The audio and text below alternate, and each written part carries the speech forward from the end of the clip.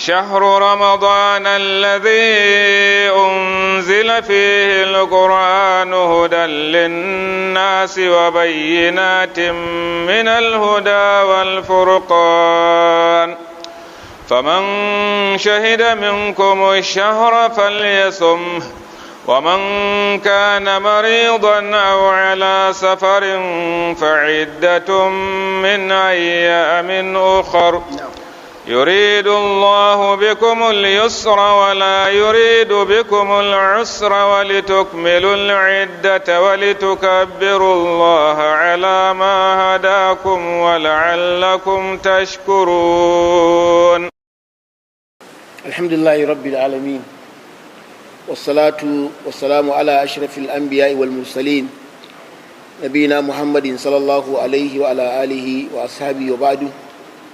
‘Yan uwa masu girma, assalamu alaikum wa rahmatullahi wa barakatuh.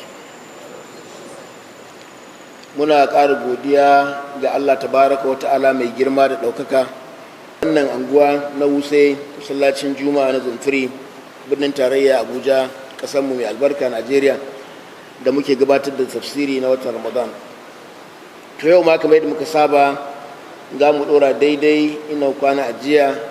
Har yanzu muna cikin suratul zumar, za mu tashi akan aya ta 41 ko 41. أعوذ بالله من الشيطان الرجيم. إنا أنزلنا عليك الكتاب للناس بالحق فمن اهتدى فلنفسه ومن ضل فإنما يضل عليها وما أنت عليهم بوكيل. yana gaya mana a wannan ayan saukan alkur'ani mai girma. Allah ta'ala ce inna anzalna alaykal kitaba, lallai mu muka saukar da wannan alkur'ani. Abinda ake nufi alkitab anan alkur'ani mai girma. Mu muka saukar da wannan littafin zuwa gare ka, da mirin zai koma ga annabi Muhammad sallallahu alaihi wasallam. Allah shi saukar da alkur'ani ga manzon Allah, tsira da amincin Allah tabbata gare shi. Wannan qur'ani kuma yadda aka sha bayyana mana cewa littafi ne da Allah ya saukar da shi a karanta shi. Sunan ma daga karatu yake, ƙara'a ya ƙarau ƙur'anin. Littafi ne wanda Allah tabaraka wa ta'ala ya saukar dan a karanta, a fahimci ma'anansa kuma ya aiki da shi. Kuma shi ne littafi mafi girma da Allah tabaraka wa ta'ala ya saukar ga bayinsa, annabawansa, domin isar da saƙo ga mutane. Mu wannan al'umma sai muka yi sa'a, ya zanto an saukar mana mafi girman littafi zuwa mafi girman manzo, a kuma wato ainihin wata mafi alfarma da kuma dare mai girma, daren da aka saukar da wannan littafi alkur'ani mai girma, daren lailatul qadri, wanda muna fatan Allah ta'ala ya sa kowannen mu ya riske shi. To wannan littafin linnasi ga mutane bil haqqi, da gaskiya. Allah ya saukar ne domin mutane su amfana. Sa'annan an saukar da wannan littafi ne da gaskiya, komai nasu a ciki gaskiya ne, kuma komai a ciki shirya ne. Zalikal kitab la raiba fihi hudan lil muttaqin. Wannan littafi da Allah ya saukar, to littafi ne wanda ke cike da shari'a, komansa babu bata a cikin shari'a ne, amma ga masu takawa, masu jin tsoron Allah tabaraka wa ta'ala. Kamar yadda muka sha faɗi cewa saukansa kashi biyu ne. Sauka na gabaki daya daga saman duniya zuwa Baitul Izza, wanda shi an yi shi a dare ɗaya ne kawai, daren lailatul qadri a cikin watan Ramalana. Sa'annan kuma sauka wadda ya sauko kaɗan-kaɗan zuwa ga annabi Muhammad sallallahu tsawon shekara 23, 13 a Makka, 10 kuma ainihin a Madina. To Allah tabaraka wa ta'ala ya ce faman ihtada fali nafsihi, an saukar da shari'a. To duk wadda ya zaɓi ya nemi shari'a, to ya nemi shari'ar ne saboda kansa, amfanun da ladan zai koma kansa. Abin da ya samu na ni'imomi da Allah ta'ala ya shirya wa wadda suka bi alkur'ani mai girma, ya samu ne wa kansa. Shi sa wadda duk kaga ya bi wannan tafarki Allah ta'ala ya shirya da shi kuma yana cikin ni'ima na Allah tabaraka wa ta'ala saboda ƙoƙarin da shi ma ya yi na neman shirya wadda kuma suka halaka kansu to su suka jawo sai Allah tabaraka wa ta'ala ya ce lallai wa'adda suka shirya sun shirya ne domin kawunansu wa man dalla fa inna ma yadullu alaiha duk wadda kuma ya zaɓi halaka bata ya kuma halakan to halakan domin karan kansa ne wannan halakar zai koma kansa ne azaba da zai samu zai koma kansa shi sa za ka ga lokaci da dama a cikin alkur'ani girma Allah yana hada wato shiriya da kuma bata domin shi dan adam an ba shi zaɓi yanzu mala'iku ba su isa su halaka ba ko suna so ba su da zaɓi ba su isa saba ma Allah ba saboda da aka halitto su don su bi Allah ne kai tsaye su ba maza bane ba mata bane ba su da sha'awa ba sa bacci ba sa cin abinci ba sa shan abin sha ba sa siyasa ba a zaɓe ba a cashless su a wajensu amma mu an ba mu zaɓe inna hadinahu sabila imma shakiran wa imma kafura Allah tabaraka wa ta'ala ce mun ba wa ɗan adam zaɓi ko dai ya zaɓi shari'a ko kuma ya zaɓi bata wannan zaɓi da aka ba mu ɗan adam da Allah ta'ala ya bashi sai ya bashi kuma kwakwalwa da tunani mai kyau na gane wannan halaka ne wannan kuma wato ainihin shirya dan adam yana iya bambanta tsakanin wannan da wancan yanzu za ka ɗauko dabba su ba za su iya ganewa ba shi sa su ba ɗora su akan shari'a ba irin ta ɗan adam amma ɗan adam yana da kwakwalwa yanzu ya gane cewa yana zaune ne a masallacin zontiri da kwakwalwansa ba ma hukaci ba ne zai iya gane ɗansa mahaifinsa iyalinsa makwabcinsa wani lokaci ma har ya gane masoyinsa da maƙiyinsa saboda kwakwalwa da Allah ta'ala ya bashi amma wasu halittun ba haka al'amarinsu ba to da wannan yana iya gane Allah tabaraka wa ta'ala shi ya halicce shi kuma duk ɗan adam in dai ba ya samu taɓuwa ba ya san ba shi halicci kansa ba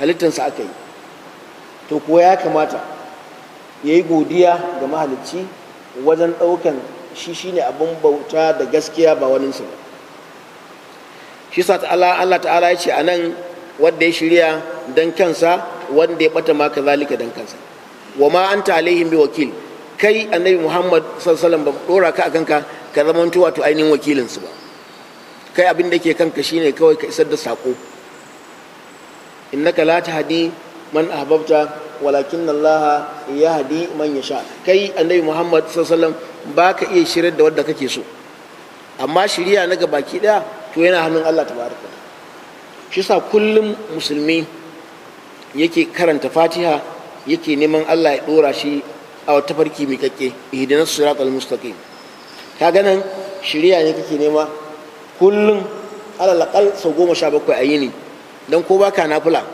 ko baka karatun alqur'ani za ka karanta a sallolin nan guda 5 da raka'o'i guda 17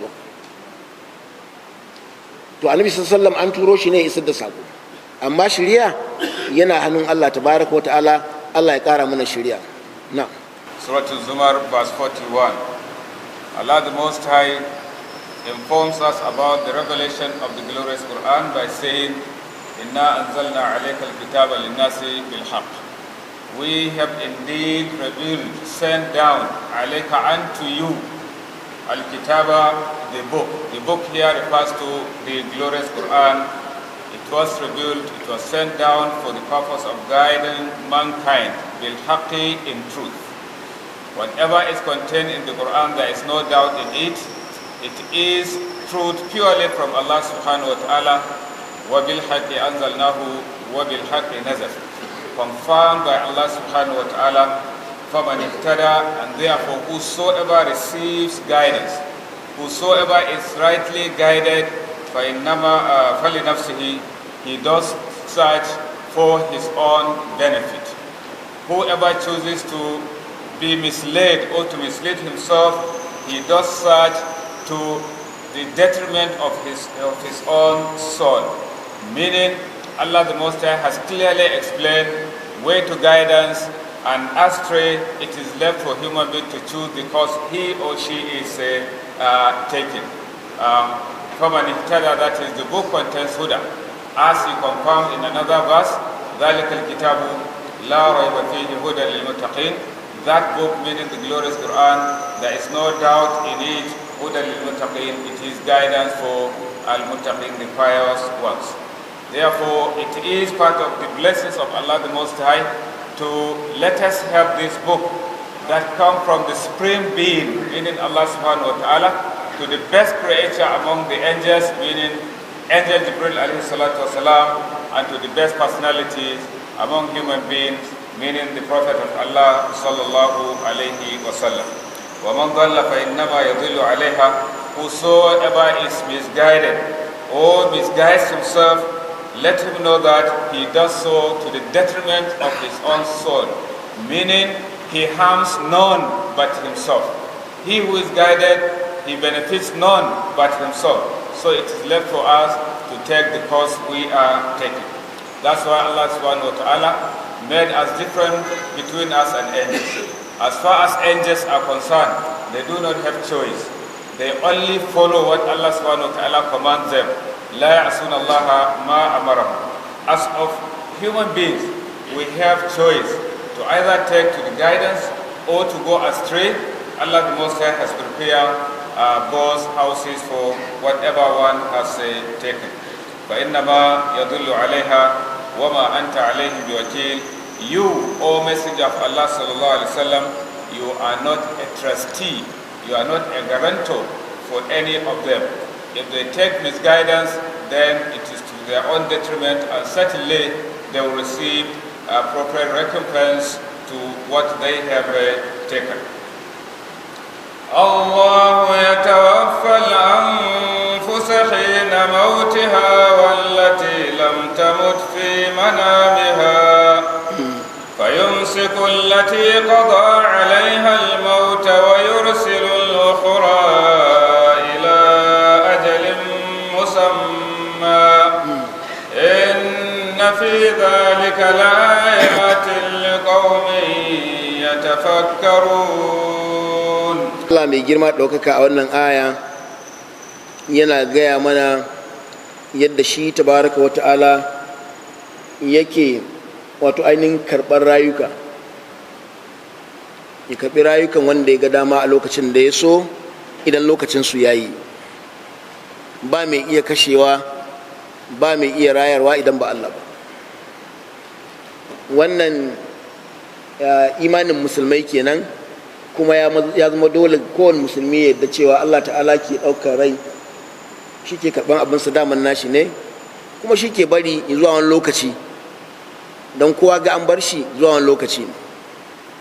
Kisa Allah tabaraka wa ta'ala anan ya ce Allahu ya tawaffal anfusa hina mautiha. Shi Allah shi ke wato ainihin karɓan rayukan mutane hina mautiha, a lokacin mutuwanta, a lokacin da aka rubuta mata cewa daidai a wannan lokacin za ta koma ga Allah, to ba mai karɓar rayukan nan idan ba shi ba.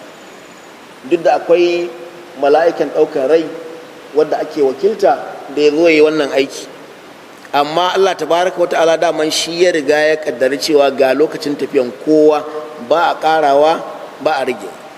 likulli ummatin ajal fa idza jaa ajaluha la yastaqbilun sa'atan wa la yastaqdimun. da kowace al'umma, jama'a ne, ɗaiɗaiku ne, duk Allah ya ƙayyade masu lokaci na musamman, ba ƙari ba rai. To da wannan ya kamata musulmi ya dinga amfani da lokacinsa, kada ya wasa da lokaci, domin lokacin da aka ɗiban ba kowa ba ƙari ba rage.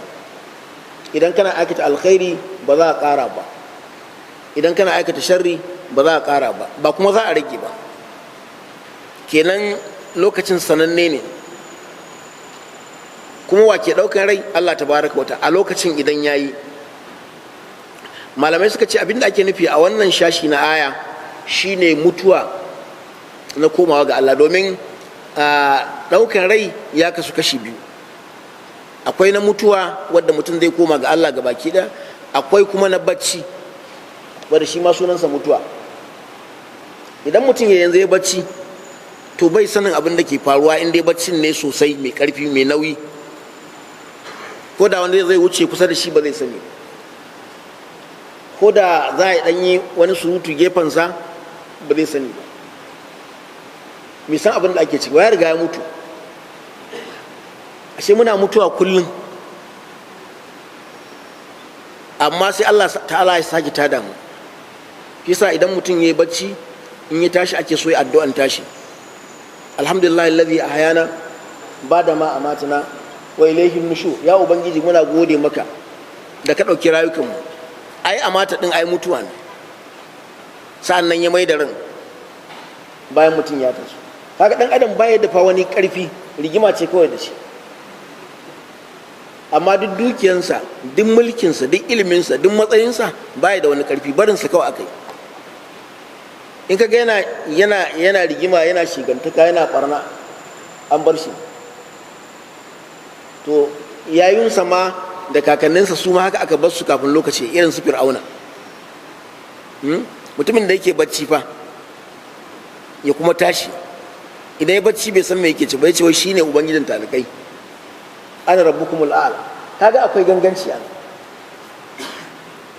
to ya ishi mutum darasi na raunin dan adam bacci da yake yi,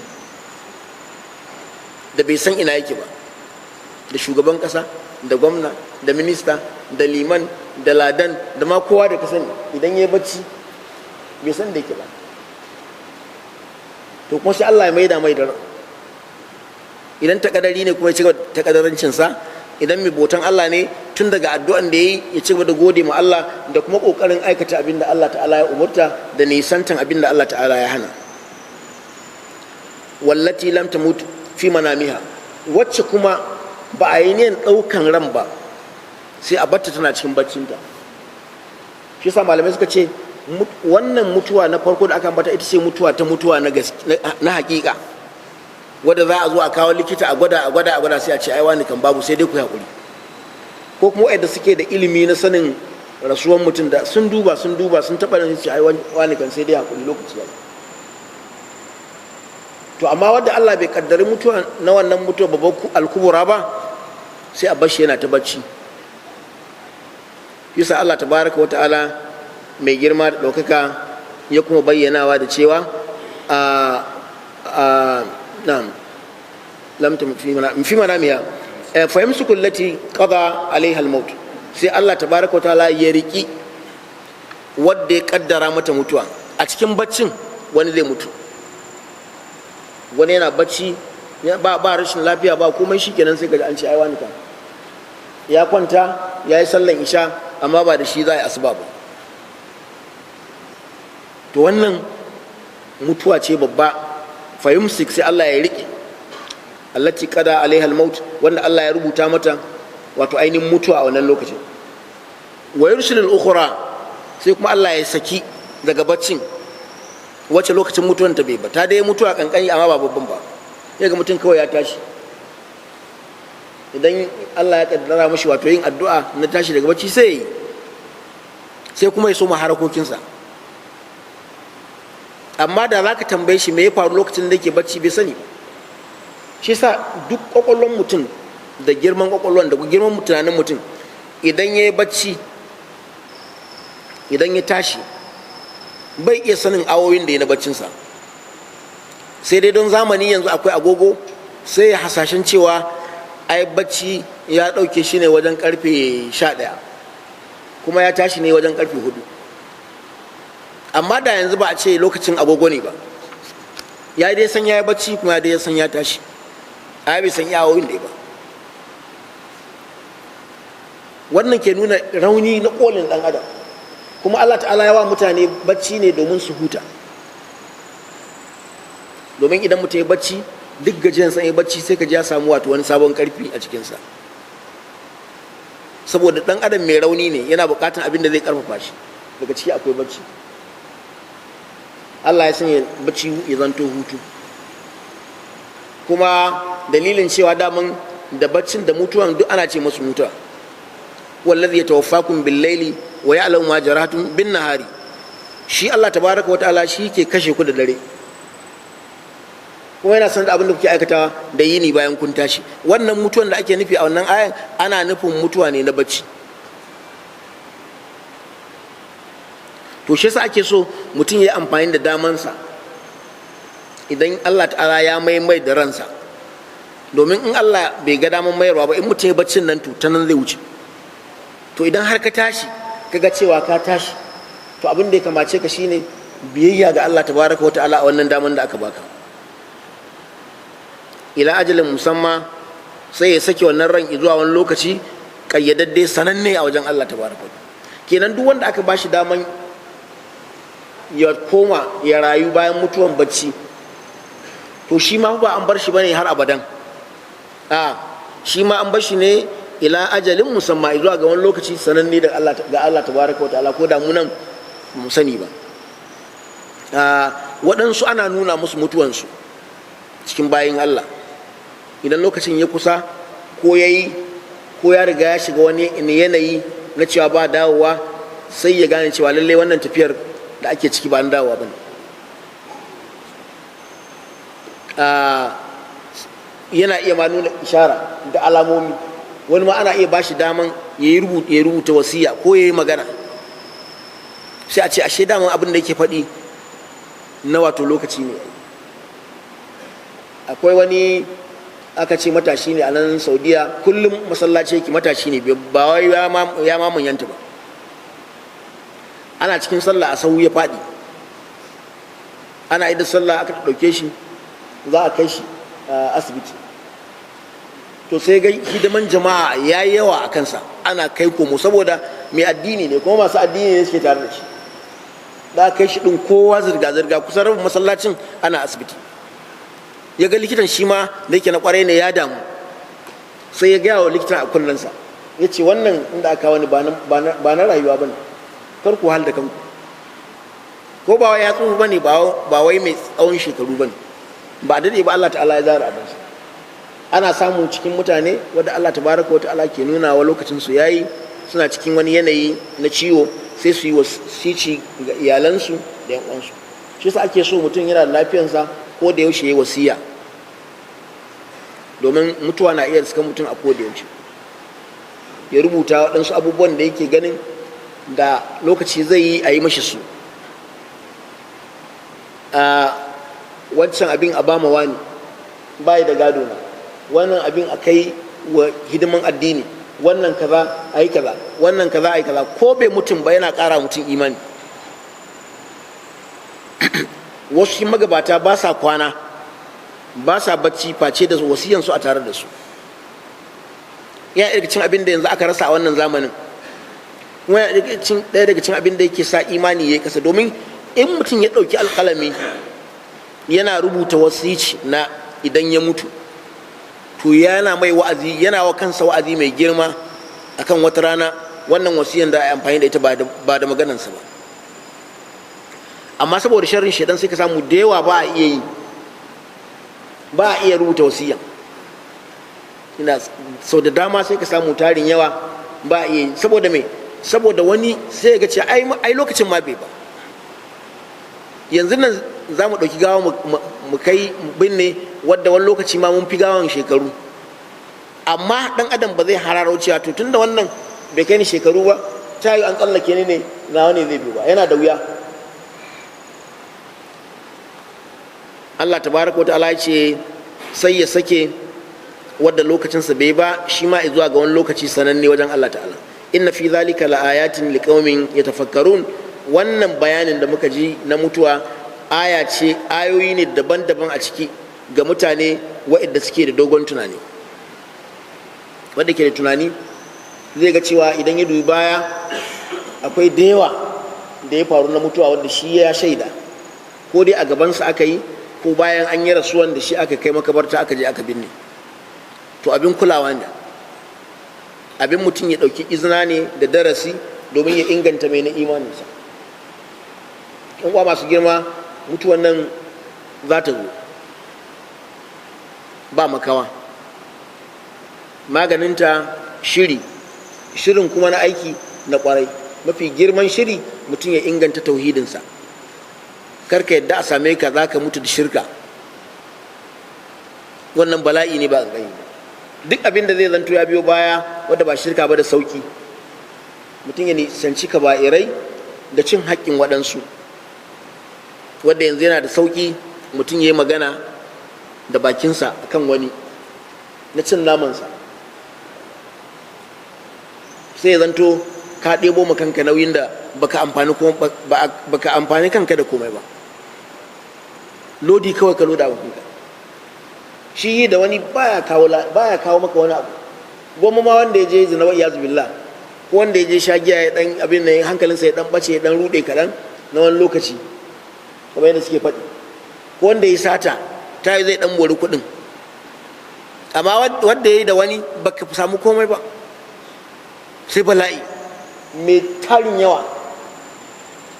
To wannan irin darasi na mutuwa da lokacin yana zuwa, in ana tuna shi yana rage da yawa daga cikin wato ainihin kaba'irai da ake ɗiba. Allah ta'ala ya tsare mu. Na'am. This verse, Allah the Most High confirms that death is real, and He has ordained that every soul is going to die, and He is the one responsible in taking the souls of those whose time for death has come. So Allah says He is the one who takes the souls حين موتها, at the point or at the time of its death. Before our coming to this world, Allah subhanahu wa ta'ala has given each and every one of us a lifespan, the number of years we are going to spend. So when it is time, we exhausted everything of these years and minutes and hours and seconds that Allah the Most High takes the souls of those whose you will just hear that so person has died. You will be wondering whether he was sick. Had he been sick? Has he been sick or not? It doesn't matter whether he is the one who is the healthiest person in the world. If time comes, he will just die. Who does that? It is Allah subhanahu wa ta'ala, and that is permanent death. No more coming back to this world except when the trumpet is blown in. وَالَّتِي لَمْ تَمُتْ فِي مَنَامِهَا, and those souls that do not die, Allah subhanahu wa ta'ala still takes their souls fi manamiha, during their sleep.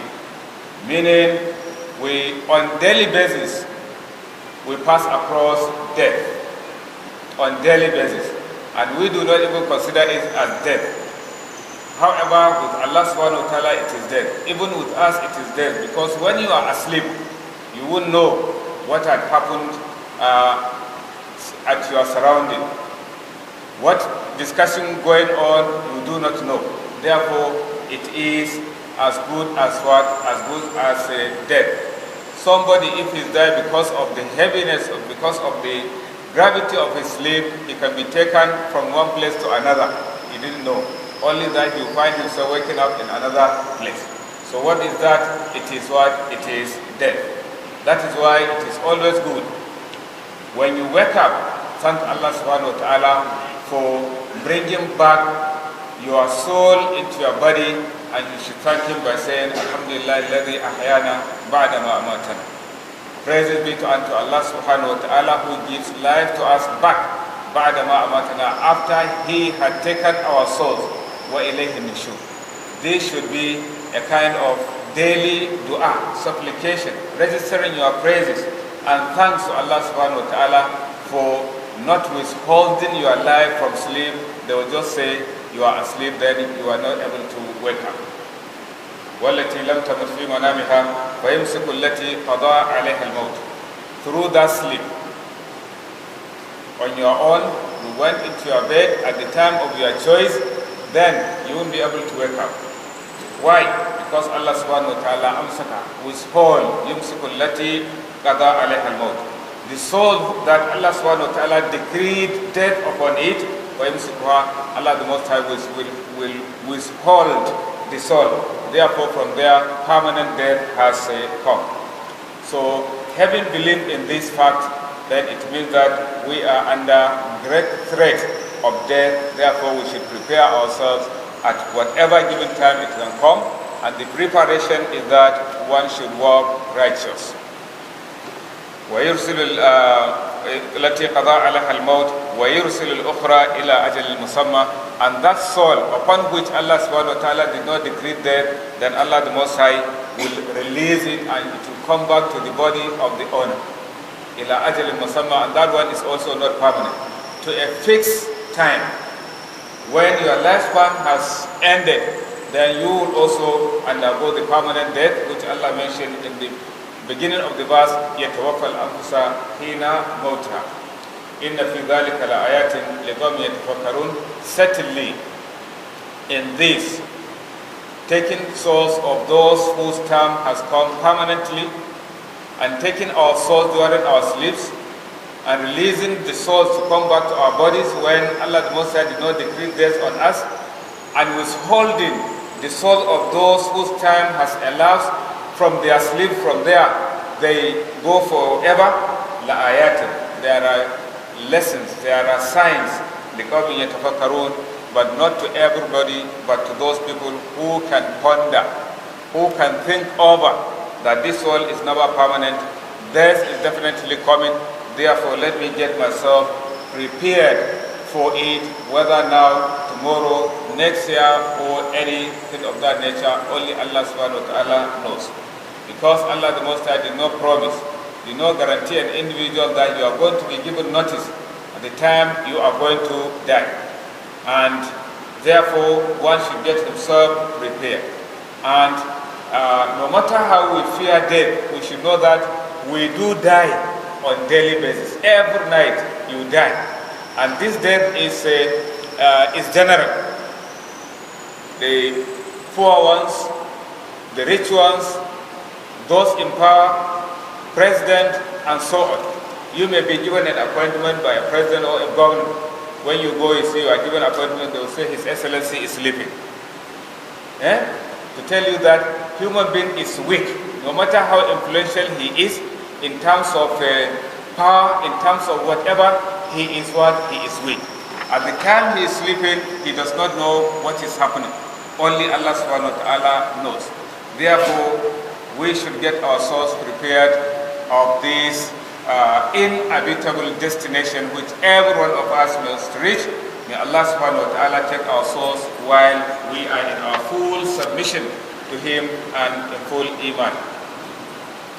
أَمِ اتَّخَذُوا مِن دُونِ اللَّهِ شُفَعَاءَ قُلْ أَوَلَوْ كَانُوا لَا يَمْلِكُونَ شَيْئًا وَلَا يَعْقِلُونَ. Wannan yana cikin ma'ana na wato ainihin rububiyan Allah tabaraka wa ta'ala, cikin ayyukansa wanda yake yi da rayarwa da kashewa shi kadai ba waninsa ba. To bayan wannan ma'anan ta tabbata, mutane sun fahimce ta da kyau ga mai karatun alkurani mai girma, sai Allah ta'ala ya ce amittakazu min dunillahi shufa'a. Kai ko dai sun riƙe ne, ka tambaye su, ko kuma su wa'ancan mushrikai masu bautan gumaka, ko kuma sun riƙe wato ainihin masu cetonsu ne wasu ba Allah ba. Kamar ka ce ne, shin suna da wadda zai cece su ne gobe kiyama idan ba Allah ba? Amma sai zo wato ainihin a jumla ta tambaya, ka tambaye su. Shi sa musulunci an yadda a yi muhawara, a tattauna, domin wajen tattaunawa mutum yana iya ganewa ko yana da gaskiya ko ba da gaskiya. Shin wa'annan mushrikan suna da mai ceto ne idan ba Allah ba? Shin suna jin wa'annan abin da suke bauta ba Allah ba za su iya ceton su? Shin wa'annan abin da suke bauta suna iya kashewa, suna iya rayarwa? Ba sa iya. Duk wani abin da ka bauta ba Allah ba iya rayar da kai, bai iya kashe ka. Ka kenan kamar ana cewa ne tunda shi kadai ke rayarwa, shi kadai ke kashewa, to shi kadai ke iya ceton ka ba waninsa ba. Shine ma'anan amittakazu min dunillahi shufa'a. Shin sun riki wani ne ba Allah ba wadda zai cece su? Ba su da mai ceto idan ba Allah subhanahu wataala. Kulto ka gaya musu, ko sun ansa ko ba su ansa ba, ko sun yadda ko ba su yadda ba. Kul gaya musu ya Muhammad sallallahu alaihi wasallam, awalau kanu la yamlikuna shay'a wa la yaqilu. Shin bai kasance ba su din nan ba su mallakan komai, mallakan su ake yi. Farko dai su gumakan nan ba su mallaki komai ba nasu na kansu, sannan su gumakan nan da ake bautawa ba su da ma hankalin kansu. Da za ka ɗauki gatari ka faffasa su kamar yadda annabi Ibrahim alaihi salatu wasallam ya yi, ba su iya kare kansu, ba su iya taimakon kansu.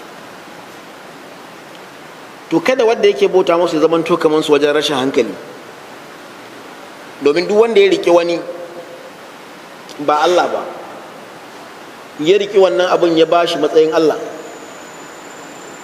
to shi karan kansa wanda yake wannan aikin bai mallaki komai ba, ko kansa bai mallaka ba, kuma ya kama hanyar rashin hankali. Kamar yadda wa'in abin da yake bautawa ba su mallaki komai ba, kuma ba su da hankali, to shi ma ya kama wannan hanya. Hankalin da aka bashi bai amfane shi ba, domin an bashi hankalin ne saboda ya amfani da shi wajen sanin abu na farko Allah tabaraka wata'ala, ba kuma saninsa kadai ba, ya ba mu Allah tabaraka wata'ala hakkinsa. Saka babu mai ceto idan ba Allah ba. Man zallazi yashfa'u indahu illa bi idni. Sa'annan in an koma ga Allah babu wani wanda zai ceci wani idan ba Allah ba. Wanda za su yi ceto gobe kiyama izini za a yi musu. ‘Ya'ya suna iya ceton iyayensu, iyaye ma kazalika za su iya ceton ‘ya'yansu. Mahaddatan Qur'ani za su yi ceto, wasu surori na Alƙur'ani za su yi ceto, irin su Bakara, su Ali Imran duk za su yi ceto. Akwai wanda Allah ta'ala zai ba su dama su ma su je su yi ceto, wani makwabcinsa, wani abokin aikinsa, wani abokin zamansa, wani ma ta yi direbansa ne zai cece shi gobe kiyama. Shi sa a yi hattara wajen musguna wa mutane. Sai ga an je lahira kana nan tsomo baya da za ka yi, sai a ce a kirawo gadinan gidanka, saboda ya yi ibada ya kaɗaita Allah, kuma kun yi zaman lafiya da shi, sai ya zo ya cece ka. Duk yana iya faruwa gobe kiyama, amma duk wannan bai faruwa sai Allah ya yi izini, shi kaɗai ke izinin a ceto. Kuma akwai ceto al-kubra wanda annabi Muhammad sallallahu alaihi wasallam zai yi. Duk wanda ya ce la ilaha illallah Muhammad rasulullah ba zai dawo ma a wutan jahannama ba. Allah zai ba annabi sallallahu alaihi wasallam daman ya ceto duka wanda ya ce la ilaha illallah Muhammad rasulullah. Wannan ita ce ceto mafi girma ga al'umman annabi Muhammad sallallahu alaihi wasallam. To duk da akwai aqidan cewa wasu an je kiyama za a sa su a jiyun waɗansu wajen tsallakewa, to kar kai kuskure. In akwai ajihu a ranar, to kai kokari a baka ajihun da zaka sa waɗansu, ba kai a saka ba. Kar garin sakawa ya zanto ajihun duk ya cika a barka a baya. Sai kai hattara, kai aiki, kar ka jira wani, domin kowa tsirara zai tashi, kowa tsirara zai tashi. Saka maganan kana sauraron ko wani zai tsallakar da kai bata taso ba. Kuma wannan ba tuhuma bace ga waɗansu, illa hakikanin gaskiya da tafi. Kar ka yadda a ruɗe ka da kana jiran wani. Ceto gaskiya ne, amma ba jira za ka yi ba, aiki za ka yi don kai ɗin a sa ka kai ceto. Will intercede for others only with the permission of Allah subhanahu wa ta'ala. Also the messenger of Allah sallallahu alaihi wasallam will do the greatest of all intercession. The prophet of Allah will be granted permission to intercede for all his followers who died in complete aqidah of Tawheed, even though it is only an atom of Iman in his heart. They will not abide by, they will not stay in the hellfire forever. The Prophet ﷺ will intercede for them, and Allah subhanahu wa ta'ala will grant him that permission, and he will take them out of the fire hell. May Allah, the Most High, protect us from his punishment. قل لله الشفاعة جميعا له ملك السماوات والأرض ثم إليه ترجعون. وتكجع مصر لله الشفاعة جميعا gabaki daya ceto na Allah, kamar da ya gabata daman gabaki daya ceto na Allah. Kuma aka ce annabi su ya gaya mana gabaki ɗayan mu, da wanda suke nan lokacin da ake saukar da alkur'ani, da mu da muke karantawa a yau, da wanda ma za su karanta shi idan duniya za ta rayu zuwa biliyan na shekaru. An ce Allah ta'ala ya ce annabi Muhammad sallallahu alaihi wasallam ya gaya mana cewa ceto gabaki ɗaya na Allah ne. saboda kar wani ya ruɗe ka. Yawa ka yi aiki kawai. Wancan addinin su suke da irin wannan kame-kame wadda ke sa mutum ya yi barna, cewa wani ya mutu don kai, jininsa ya zuba, saboda kai to jininsa ya zuba saboda kai, ai shi kenan sai kai ta barnan ka kawai. Ba maganan kai aiki, jinin ya riga ya zuba don kai. To mu a musulunci babu aiki, za ka yi tukuru, iya aikinka iya abin da za ka samu na lada. Yawa to kuma iya aikinka ba za a zalunce ka ba. Istighfarinka, zikirinka, sallan daranka, kyautanka, sadakanka, kula da iyaye, duk abin da kai na alkhairi za a jera masu, shine matsayinka. Ko da ke waɗansu mawaƙa sun ce akwatin gadar mene? Akwatin gadar ko mene? Yawa lokacin da ake siyasan nan aka ce iya akwatinka, yawa iya matsayinka. Idan akwatinka aka samu bai cika ba, an buge ga aka ga shikenan, ba za ka zo abin nan a Abuja ba a matsayinka na wakili ko a matsayinka na dattijo. Iya ƙura'anka da ka samu iya abin da zai kawo ka. To a lahira iya aikinka, abin da kai na aiki Allah tabaraka wa ta'ala zai sa a rubuta maka kuma a biya ka. Musaka ceto ga baki daya ba na kowa bane, na Allah. Kuma gashi an ce ai mana shela a sanar da mu. Wannan sanarwar yana nan har abadan. Allah tabaraka wa ta'ala shi kadai shi ke iya bada wato ainihin ceto ko izinin ai ceto. Jami'an dukkanin sa ba ma bangare da aka wa dan adam. Shi Allah ta'ala ce lahu mulku samawati wal ard. Mallakan sammai da ƙasa ga baki na ɗaya na Allah. Shi sa har yau ba a taɓa samun wanda ya ce shi ya mallaki sama ko ƙasa ba. Duk kafircin mutum idan ya dubu sama ya san ba shi ba, kuma ba a gidansu ne aka yi ba. Akwai wanda ya shimfiɗa wannan babban rumfa wadda iya ganin ka tun ba yau ba. Haka nan ƙasan da muke takawa Allah ya halicci ƙasa tun ba yau ba. Allah yana yawan buga misalai da sammai da ƙasa domin ko ina kake za ka gan su. To nashi ne shi kaɗai shi ya mallake su, kuma alama ce ta ƙarfi da iko, kuma alama ce na ɗan adam ya san irin matsayinsa, ya bauta ma Allah tabaraka wa ta'ala shi kaɗai. Summa ilaihi turja'un, sa'an nan gaba gare shi za ku koma. Turja'una za a maida ku. An gina akan majhul, turja'un za a maida ku. Allah shi zai maida ku, ko ka shirya ko baka shirya ba. Idan lokacin mutuwa yayi, in aka zo maka ba za ka ce a ya ƙara kwana ɗaya ko kaza ba, a lokaci yayi shikenan sai tafiya. Allah ta'ala ya sa mu tafiya mai sa'a, mu tafi da kalima ta la ilaha illallah muhammadur rasulullah. Allah ta'ala kuma ya karbi wato ainihin ayyukanmu na kwarai, ya yafe mana wato kurakuranmu, sa'annan ya samu cikin aljanna ba don ayyukanmu ba. Allah the Most High commands the Prophet sallallahu alaihi wasallam to declare and make it known to everybody that to Allah the Most High belongs all forms of intercession. No one has any stake as far as intercession is concerned. It is exclusive right of Allah subhanahu wa ta'ala. Anybody who will intercede will do so with the command of Allah the Most High. And no one should just fold his arms that he's going to be interceded for on the day of Qiyamah, or someone died on his behalf. Nobody will die on your behalf, you die on behalf of yourself. So do righteous deeds so that by the time you die, you receive good recompense of your righteous deed. As far as shafa'ah, intercession is concerned, it belongs to Allah subhanahu wa ta'ala absolutely. Lahu mulku samawati wal ard, and to Allah subhanahu wa ta'ala belongs the dominion, the sovereignty in the heavens and the earth. No one is a shareholder or has a stake in the mulk, in the power of Allah subhanahu wa ta'ala in the heavens and the earth. It is absolutely owned and possessed by Allah subhanahu wa ta'ala, and nobody can decide anything in the heavens or in the earth except Allah the Most High. ثُمَّ إِلَيْهِ تُرْجَعُونَ, and thereafter unto Allah turja'un, you will be returned. Whether you like it or not, you are ready or you are not ready, you are going to be returned. It is not you that if you like, you say I will get ready and go. Or if they call me, I will travel to UK or to US.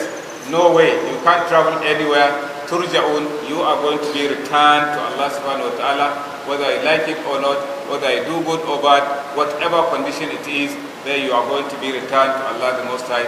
We ask Allah subhanahu wa ta'ala to return us back to Him in our complete iman as special guests who are going to receive their records with their right hands. This is the point we are going to stop, inshallah, to continue tomorrow. Now, to kadan daga cikin tambayoyin da muke da su, dan uwa ke cewa assalamu alaikum malam. If a Muslim dies, who are those entitled to bath for the dead Muslim? Please sir, how is this bath performed? To idan mutum ya cika in an zo mai wanka, farko dai ana neman mafi kusanci gare shi. Bayan kasancewa wanda za su mai wanka musulmai ne, to ana bukatan kusanta na jini na yankwantaka. Idan haka din ya samu, idan hakan bai samu ba, babu laifi, din namiji yana iya wanke dan uwansa wanda ya rasu namiji. Haka nan mata an fi son yan uwanta na kusa musulmai kuma na jini. To idan ba a samu ba, yan uwanta musulmai mata su wanke ta, babu laifi. Miji yana iya wanke matansa, ita ma tana iya wanke mijinta, babu laifi. Amma in ba wannan ba, sai dai jinsi da zuwa jinsin maza da maza, kuma mata da wanka na gawa. Wato kamar wanka ne wanda muka saba, illa bambancin sa kasan shi gawa ba motsawa zai ba, shi wanke shi za a yi. Da shi yake wanke kansa, amma yanzu wanke shi za a yi. Ana so a samu mutane adilai wanda ake kamanta musu zato na kwarai wanda za su yi wanka. Za a samu ruwa wanda yake mai tsarki, ana iya sirka shi zanto mai dumi-dumi, sai a wanke mashi al'auransa zuwa gwiwansa, a tabbata yawon ku da kyau, a matsa cikinsa ko da akwai wani abu a ciki na kazanta wanda zai iya fitowa, wanda za a wanke shi da kyau ya zanto babu kazanta tare da shi. Idan an wanke an tabbata yawon ku, babu laifi a saka wato ainihin safa ko wani abu a hannu na kariya daga taba jikinsa kai tsaye. Sa'annan sai a wanke kansa wankewa mai kyau. Ana son a yi mai alwala ɗaya kafin nan ko kuma bayan nan. Za a wanke kan da kyau wajen sau 3 a ga cewa yawon ku, sai ɓarayinsa na dama sai ɓarayinsa na hagu. In an riga bar alwala shi kenan, baya ba sai a yi mashi. Ana ɗaga shi ana juya shi a hankali. In an samu wanda yake da gatan wanda za su wanke suna da ɗan dama, zai zanto waɗansu suna zuba ruwa, waɗansu suna wankin har dai ya zamanto an wanke shi wato ainihin tsab.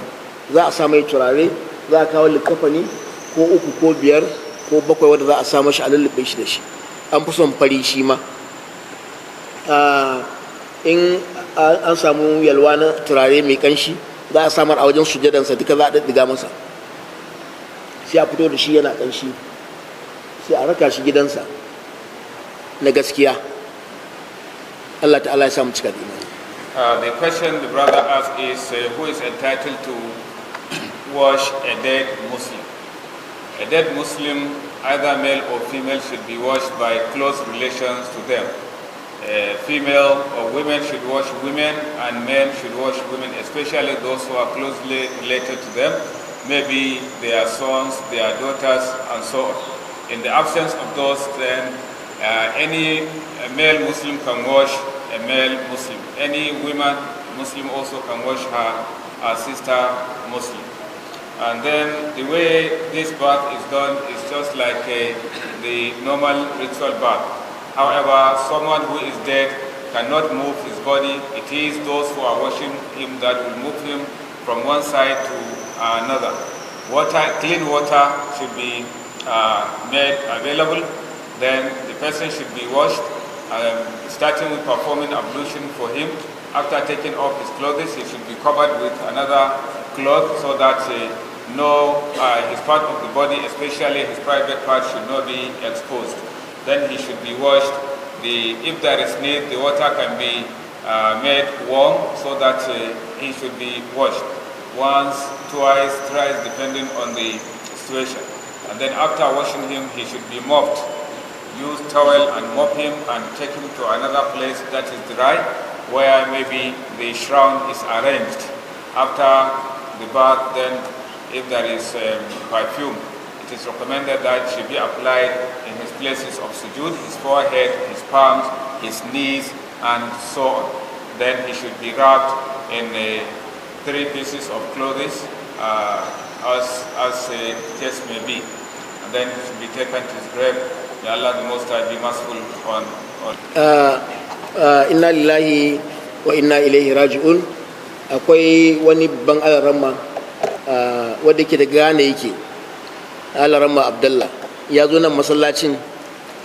Ina tuna da kyau, ina jin ranar ko muna tafsiri na ranar Laraba ne aka kashe tafsirin saboda shi ya isar da mana sako abin da ya taho da shi. Ya yi wa'azi mai kamun hankali. Daga nan shi matashi ne, ba yana da wani shekaru ba ne. To yanzu labari ya sami mu cewa Allah ta'ala mai rasuwa. Muna yin addu'a Allah ya ji kansa, Allah ya sanya shi cikin wa'anda za su shiga aljanna.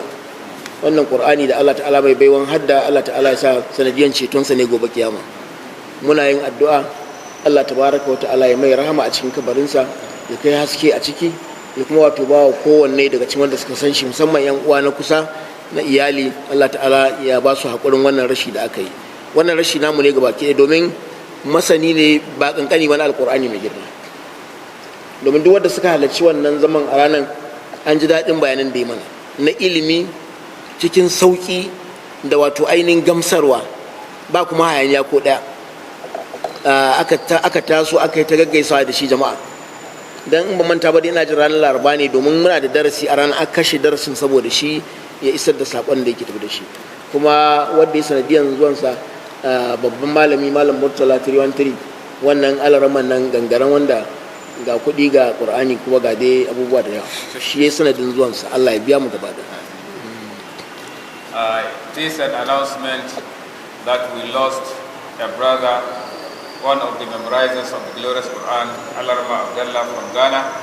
There was a time he visited this mosque and he was given the opportunity to conduct a ta'lim. It was on Wednesday, and he discussed very vital issues, and he did nasiha. Everybody was happy. Then news reached us that he died this week. May Allah subhanahu wa ta'ala forgive him and make Quran to intercede for him, and may Allah subhanahu wa ta'ala give us another replacement of more kuffars like him, and may Allah accept him as someone who received his message.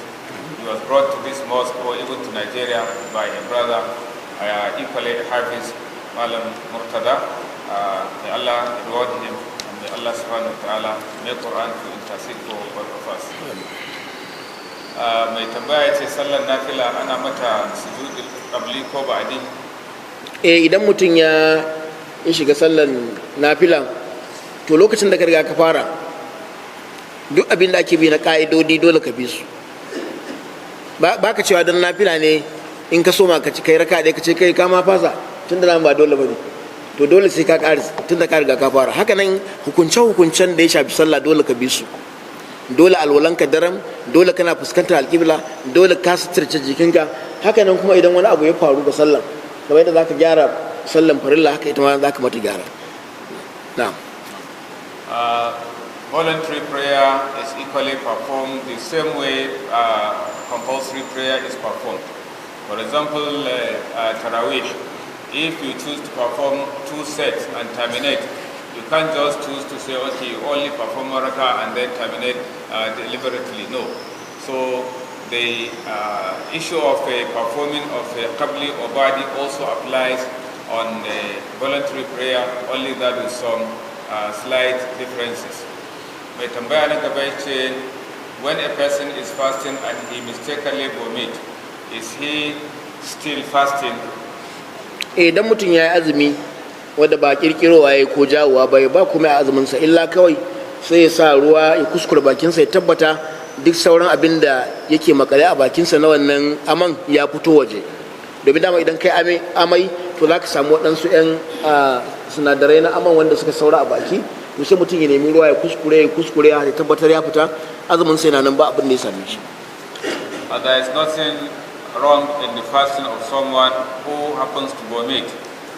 especially if it is not deliberate. Out of maybe sickness or his stomach is turning, then he vomits. There is nothing against him. He's just wash his mouth and continue his fasting. Za mu sa ɗayan su muna addu'a tun na gado sun taru wajen addu'a za mu sa ɗayan su yi addu'a. Tambaya ta gaba, me hukuncin wanda baya yin sallah sai in lokacin azumi? Wannan ina ga su ne 'yan Ramadan Muslim kenan. Ya san akwai musulman Ramadan, su musuluncin su a Ramadan ne kawai.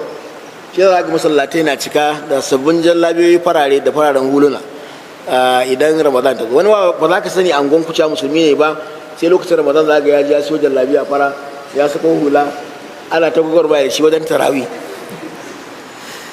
Kuma Allah ya wa tarawih albarka. Za ga mutum ko baya farilla yana son da yi sallan tarawih. To babu shakka duk wanda baya sallah sai lokacin Ramadan, muna fata daga wannan Ramadan din kuma ya dora kar ya bari. Amma idan ya bari ya koma ruwa. Duk wanda baya sallah baya cikin mu. Alfarqu bainana wa bainahum as-salah, man tarakaha faqad kafar. Bambancin mu da su sallah ne. Duk wanda baya sallah baya cikin mu. Kisa da yawa cikin magabata idan mutum baya sallah ba sa yin janazansa. Wannan kalma ba za ta warke shi ba, ba za ta ishe shi ba, sai ya yi sallah. Alaman musulunci sallah. To ka ƙi yin sallah sai Ramadan, ga wannan wasan yara ne. Allah ya sauwake. The question is about those who do not pray except in the month of Ramadan. What is the position of their Islam? Islam or Salat is meant to be performed forever up to the time you die. But for those who understand that Islam should be practiced or prayer should only be observed in the month of Ramadan, they have understood the Islam wrongly. People call them Ramadan Muslims. You should be Muslim at every point of time up to the time you die. So it is hoped that from this Ramadan that you pick up praying, you should continue forever. But if after Ramadan you revert, you refuse to pray, then you are no more a Muslim. From the plain and clear hadith of the Prophet ﷺ, the only distinguishing factor between us and them is Salat. Whoever abandons prayer has become a non-Muslim. يا أيها الذين آمنوا كتب عليكم الصيام كما كتب على الذين من قبلكم لعلكم تتقون